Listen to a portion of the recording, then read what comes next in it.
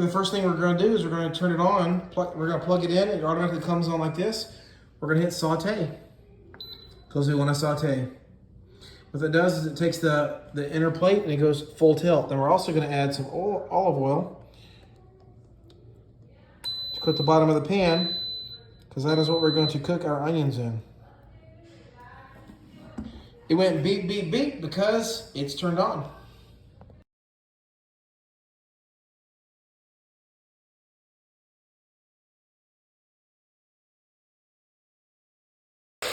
Okay, as you can tell, it is sauteing now. If you look at the bottom of the pot there, it is cooking at full tilt, so I need to make sure I work these onions so they don't burn on the bottom. One thing I really want to avoid here is the burn, the food burn warning. It'll say BRN or BURN or something like that, or BN, FDBN, all kind of crazy things, but you don't get a burn whenever you're doing your Instapot pressure cook, because the Instapot turns off because it thinks something's wrong and it shuts off and it screws up your whole meal.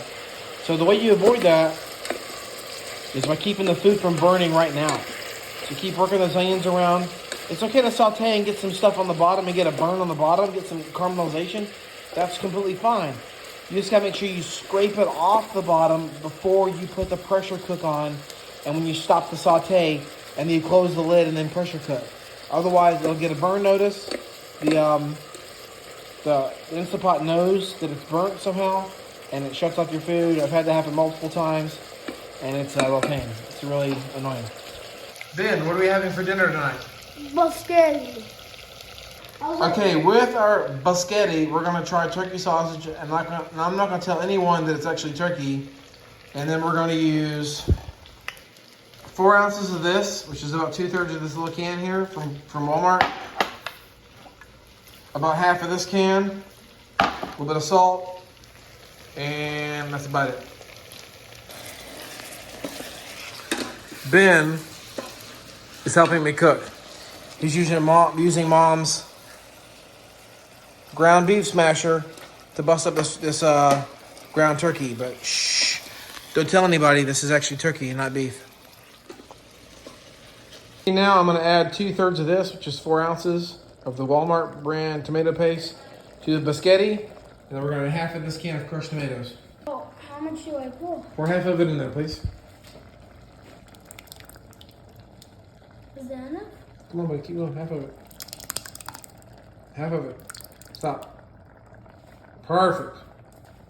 Oh, no. Okay, Ben has added the crushed tomatoes. This is the tomato paste. The turkey isn't completely cooked, and I am not worried about that because this thing is going to be under pressure cooking at more than 212 degrees for a while. So I'm not worried about that at all. It will get cooked. I'm not worried about that at all. So what I do want to do here, though, is I want to make sure that this bottom is really clean. Scrape that bottom really good to make sure that there's no burn on there, because I don't want to get that burn notice again. That's the thing I'm trying to fight. So if I get the burn notice, it's all a big question mark after that. So I'm gonna scrape it at the bottom of the pan with my ladle here, or my stirring dealie. Scrape it really good, make sure I have no burn marks on the bottom. Saute is fine, but you gotta get off the bottom. Otherwise, it's gonna give you that burn notice, and you're gonna be in a bad situation because you don't know how to cook it from that point on because it's gonna shut off. Okay, now the recipe calls for 3 cups of water. Then go ahead and pour it in. This is important. Instapots work really well when there's a lot of liquid because they steam. If there isn't a lot of liquid, then they have a tendency to burn. So you want it to boil, not burn. So this is going to boil. It's going to be like a big boiling thing with noodles in it. Okay, now the recipe calls for you to add about a box of noodles. This is 16 ounces, so 8 ounces. I like half length because I have to break it in half and make a big mess in my kitchen. Here's a half length.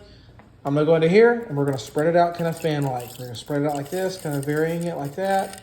Spread it out, that way you don't get one big uniform noodle, okay? And even then you still get a little bit of that going on. So now what we're gonna do is we're gonna take this, our soup spoon, and push it down, try and get it all submerged. But it's all water and noodles are in it, so it's gonna cook uniformly. Now I'm gonna close the lid and get the timer going. Okay, big thing here, this is my lid. I bought these aftermarket seals, this blue seal. You see how it's sealed up in there real nice and tight?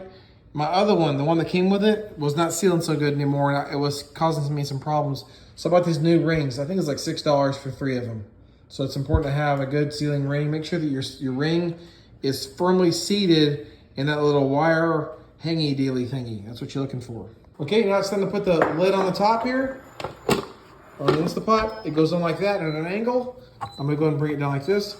Click it over like this, and we're gonna go to sealing. You see there, it says sealing. It's gonna seal, that's what we want. We wanna keep the pressure in, want the pressure to build up. All right, now it says, per the instructions, that I should stop the saute. So it's sauteing now. I'm gonna cancel that. Cancel, I don't wanna saute anymore. Now I wanna pressure cook for 4 minutes. The last thing I cooked was 8 minutes. I'm gonna back it off to 4 minutes. Okay, 4 minutes is set. It's gonna take a second to think about it. Kind of like, are you sure you wanna do that? And then it's going to acknowledge that response and start doing its deal. So it's gonna pressure cook for 4 minutes, which is what I had set on. And when it gets done cooking, it's gonna revert to the keep warm mode. So I don't have to worry about my food getting cold. It will naturally bring the temperature down inside so that it just stays warm. It's like your crock pot being at high, low, and then keep warm. It's gonna revert to the keep warm automatically. So what we got here is we are in the sealing position, not the venting position, but the sealing position. And we are gonna wait. It's gonna take it about 10 to 15 minutes for this little valve, silver valve, to pop up. When it pops up, it's gonna have enough pressure. About a minute or so after that, this thing's gonna beep, and then it's gonna start counting down. Okay, the Instapot just beeped. It took it about 10 minutes or so to maybe 15, I don't know, to get up to temperature.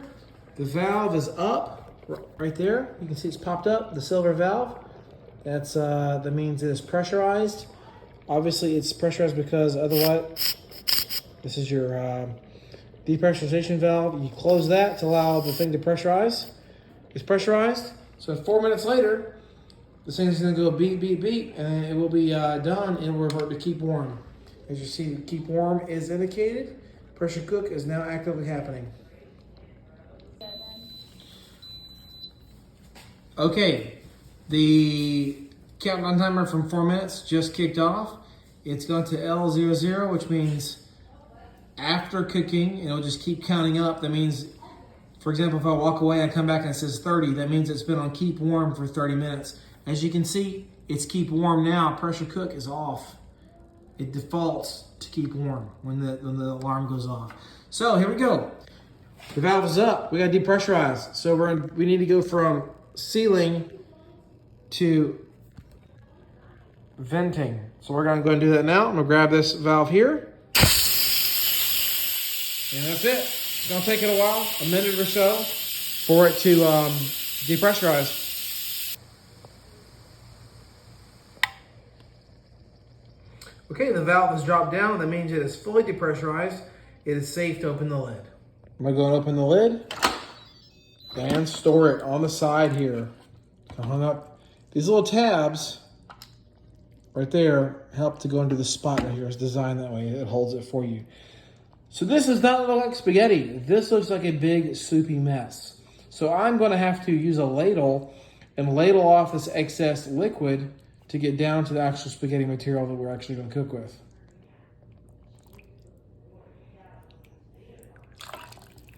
Ladling off the excess juice.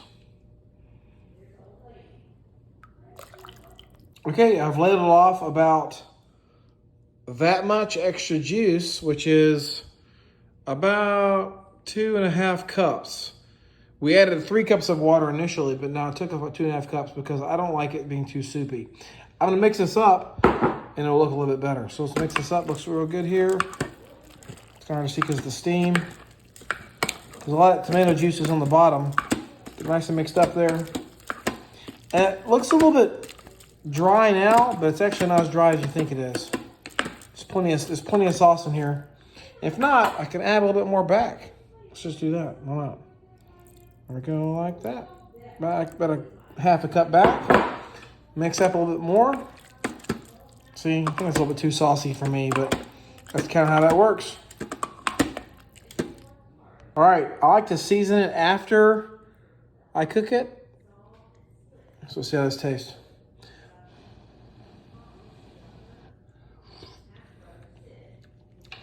It's pretty good. I think it needs salt and garlic, so I'm going to add that now.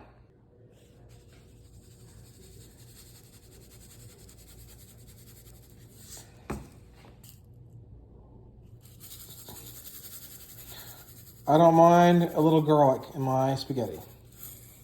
All right, we'll try it again. That's much better. So as we've seen here, we were able to cook spaghetti in the Instapot really quickly, really efficiently. It's good. I think it's really good. Even though it has turkey sausage in it, of course, that's our little secret. No one needs to know that it's actually turkey sausage. And most importantly, the kids eat it.